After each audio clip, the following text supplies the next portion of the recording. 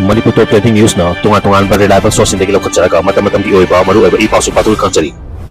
Ahan bada mafum kya da go back Modi lauduna kongjing changshin kre. Youth Congress na Modigi concept yaning da bapongduk na kholaw law pada police na mungna kre. Amadi lagi waro sinipurak na ba lagpo oiramdre nandolwang na asumna pongdokri. Ahan bada May 2023 dagi hawklaga sahi ani makai fazlaklaba matamda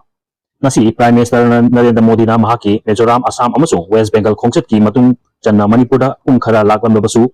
aroba waro sinama puraklam da baga iroina na mahak na Manipur da matam chana laki de habagi waruba Miyamna ngasi mahaki khongchet numita tunga mumhum singda go back Modi haiba kholaw singba lauduna khongjang changshin kre ngasi khongjang changshin khiba singi manungda lilong chajing apunba maira paibi lukki President Maibam Benu amadi Secretary Maibam Basanti ani na luchingba nupi singa lambi gi nakalda leptuna tunga ba kholaw sing iba banner sing paiduna akan ba khongjang changshin ki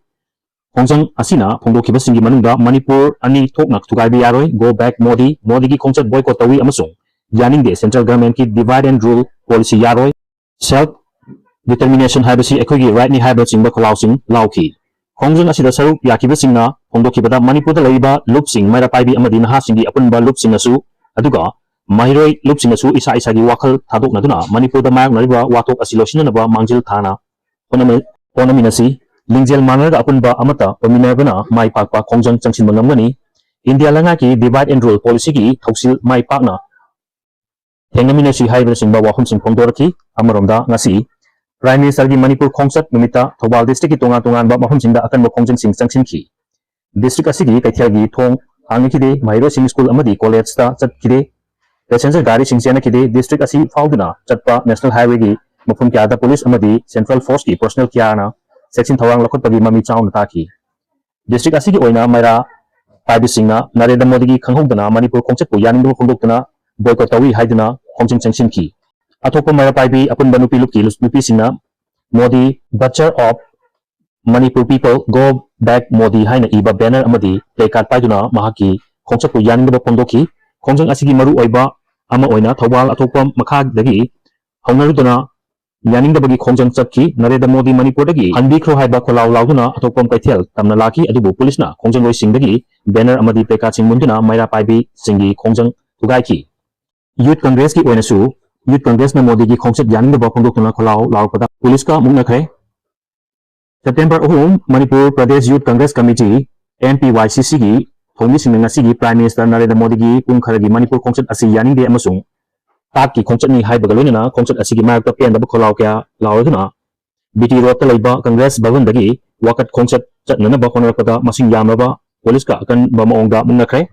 khongjang asi gi manung chana Youth Congress ki President Maru koktuna saruk yaki khongjang changshin khiba singna ngasi phawbada maru machet amatana natraga set ki sakiba phirol machet ama phawba hangriba Anjit amasung inthongan bigi photo paibasu yauki khongjang asigi matangda MPYCC gi President W Anand Nahai May 2023 dagi horkiba irang asi haujik sahi pharkadore sanglam matamsida Prime Minister Narendra Modi lakpinaba haijakibada tabikide haujik sahi pharkador matamsida mahakna laklibasi thajaningai oide haiduna pendabagi kholaw lawagi khongjang changshin bani leipa asigi Prime Minister gi ngasigi khongchat asi taki khongchat ni haina lawi maram asina lawba ngamjadaba miyamgi mahut sinduna khongjang asi changshin bani haiki khongjang asina hingbagi hak matpiraba singi mahut silibani hairaduna yummai thabadagi relief camp ta lelakliba naihet hatok piduna miyoi kya mafum khangdana lerakliba asi Prime Minister ama oina Narendra Modi na tabikide maram asina mahakna amuktang lakpa haibasi miyamna khawrangna ngainarkibani haujik phawba highway singda satok chasin tawba yadri nungsinadaba kaya leiduna tangdu leitaba purakri adubu mahak laklaga ingtappa purakani haibagi thajaba thamnarakibani masigi pona tainabada mathau toriba thabaksing asigi matangda wahai ama phawba palamde maram asina mahaki khongchat asi taki khongchat oramle pung kharagi manungda Chochampur amasung Imphada chelamliba asina Miyamna mahaku karamna thajagani haiba wahangsing hangnarki amarondana lagi warosin puraknaba lakpo oramdre nandolwangna asuna phongdorakri Prime Minister Narendra Modi na ngasi pung kharagi khongchatta Chochampur amasung Imphada lakliba asi May 2023 dagi hawklaga haujik phawba Losin Khandinriba Manipur gi lal asigi warosin puraknaba khongchat oramdre haina All Manipur United Club Organization amukogi President Heroism Nandolwangna pause asida phongdorakri ngasi mahaki khongchat ki manung channa Tanglada pangthokkiba mifamda mi masing yamna saruk yaba malhanaba laingaki loisan kharagi official singna order oinasu thorlabasu natraga chinhai oinabu tawrabasu namduna employees sing saruk yahanki haibasi prime minister na khanglambasu yai aduga ngasigi thorum asigi asin arang tawribasingnasu khanglamgani haina phongdongnagli thawong asigi democracy chatpa laipak asida miyambu namfuda saruk yahanba force participant ki thawongi hairaduna Aganwadi amasung asa worker sing su namduna saruk yahanki hainasu maral sirakli chahi ani helaklaba Manipurgi lal asigi warosin purtnaba wafam amata phongdoklamdabana atu matamda Manipurda local body kharagi mikhal pangthokadaba laibana madugi damak yengdun lakpa oigani amasung masigi maki khongset asi thawaina Manipurda lak ningna lakpa khongset ama oide hainasu phongdorakli amaromdana aikoida sinaraki bakanano akaiba pirikli bane kanano khangminasi temjit nasuna phongdorakli Divide and rule policy manba center ki thoksilasina Manipur da khundariba phurup sing marakta nungsinagna khaibung taba moongda silakliba thawong sing lamdam sida khundamina riba phurup singna khangminasi aikoida singarakliba nakanano akaiba pirakliba nakanano haibadu munna khangminaba mathok tai haina National Identity Protection Council NIPCO gi president o Premjitna asuna phongdorakre wahum asingasi NIPCO gi chahi kungamanga mapung pharpagi lup pudongbagi thorum Kasamthongda leiba lup asigi sanglena pangthokpada saruk yaraduna phongdokibani thorum sida NIPCO gi advisory Sunil Karam United People Front UPF Manipur gi president Nongthombam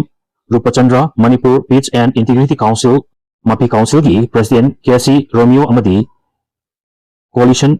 Against Drug and Alcohol Kadagi president Hijam Priyokumarna Presidium membership oina saruk yaki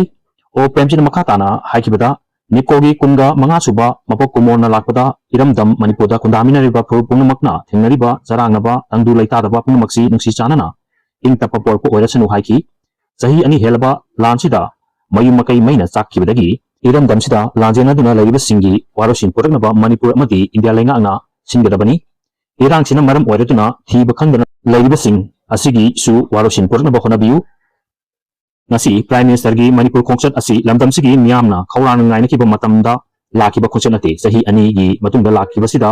hana sengbat sagatuna laikraba project khara sangaram banatana ahenba chawkhat thawangi mami ude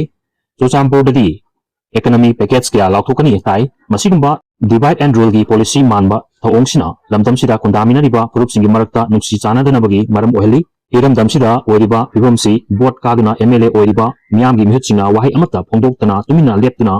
Lebagi Mota, Iramdam Amadi, Irisa Singidama, Songtokuna, Tang Daba, Pirep Ama, Lopum to E,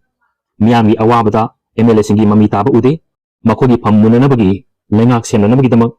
Ochen Chenduna, Lebagi Mong, Uribasi Awabatariba, Miyamna, Yaninde, Miyamna, MLA Sing, Tati Tawena, Nana Danaba, Mihut Ama, Webagi Chap Chaba Tabuxing, Pakapu Haina, Pongtorati. Video si Pogdamada Sokilan Kiba was Sumapigani, General Sibunixibiduna, share Madi subscribe to BB Damo. Hanya itu thar pa khundok sari amadi makata namyam gi seba tawang amba ojege